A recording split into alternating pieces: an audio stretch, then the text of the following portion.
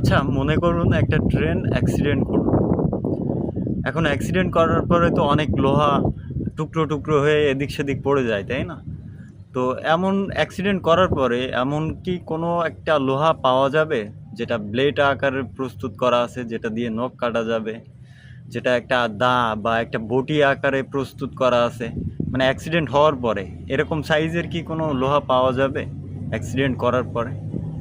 আমার তো মনে হয় না যে আসলে অ্যাক্সিডেন্ট করার পরে একটা উম, লোহা আর কোনো একটা প্রয়োজনীয় বস্তু হয়ে তৈরি হয়ে থাকবে, এরকমটা পাওয়া যাবে না। তো এই কথার অর্থটা হলো যে ভুল থেকে যদি কিছু হয় সেটা মানুষের কল্যাণযোগ্য না। সে ভুল থেকে যদি মানে আপনার ভুল ক্রমে যদি আপনার অর্থ সম্পদও বেড়ে যায়, সেটাও আপনার কল্যাণযোগ্য না। ঠিক আছে, ভুল থেকে যেটা হয় সেটা মানুষের কল্যাণ বয়ে আনে না। এটা দেখা যাচ্ছে যে এর বিপরীতে আহ, সমস্যা থাকবেই। তো মানুষের ভাগ্যে যেটা আছে সেটাই হবে, ভুল থেকে কোনোদিন ভালো কিছু হয় না।